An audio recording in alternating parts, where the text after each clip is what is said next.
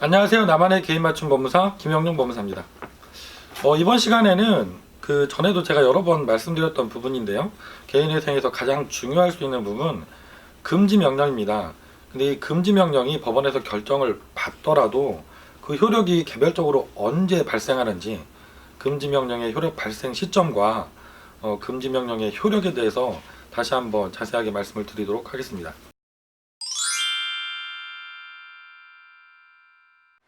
개인회생을 준비하시고 진행하시면서 첫 번째로 가장 법원에서 우리가 꼭 받아야 되는 결정이 금지명령입니다.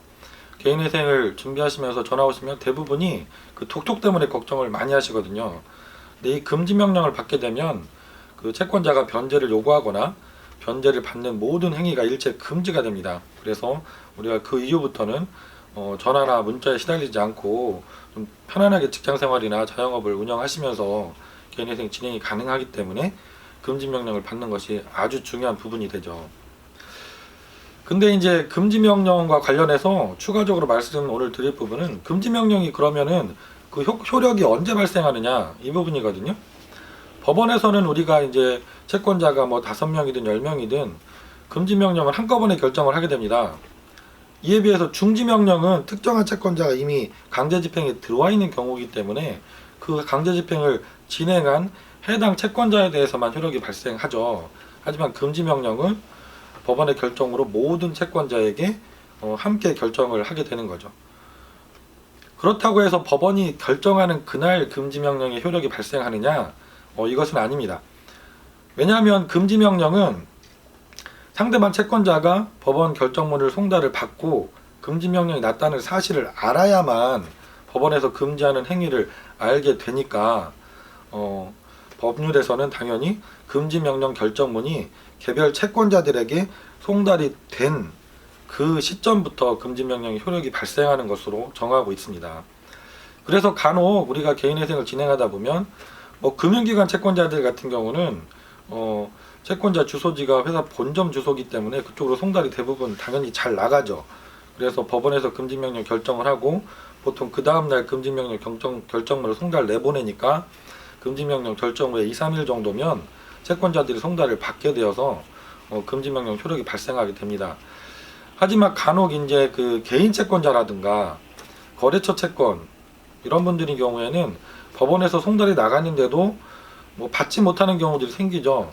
아니면 채무자가 채권자 주소지를 정확히 몰라서 송달을 바로 이렇게 내보내는 게 어려운 경우들도 있습니다. 이런 경우에는 금지명령은 났지만 그 개별 채권자에 대해서는 금지명령의 효력이 아직 송달이 안 되었기 때문에 발생을 하지 않고 있는 거죠.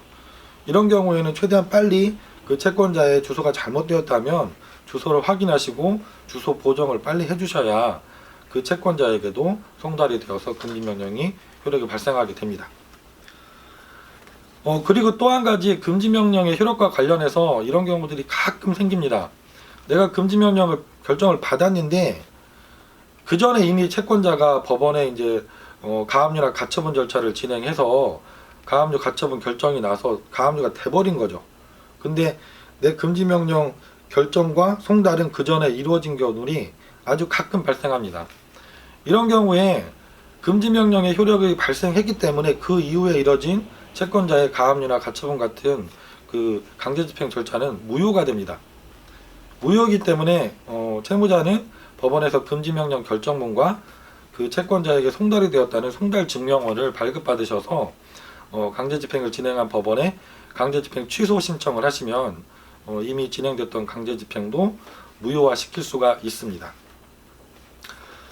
오늘은 제가 금지명령 효력이 발생하는 시점이 언제이고 또 금지명령 효력에 반해서 강제집행이 이루어진 경우에 어떻게 처리하면 되는지 이 부분에 대해서 설명을 드렸습니다.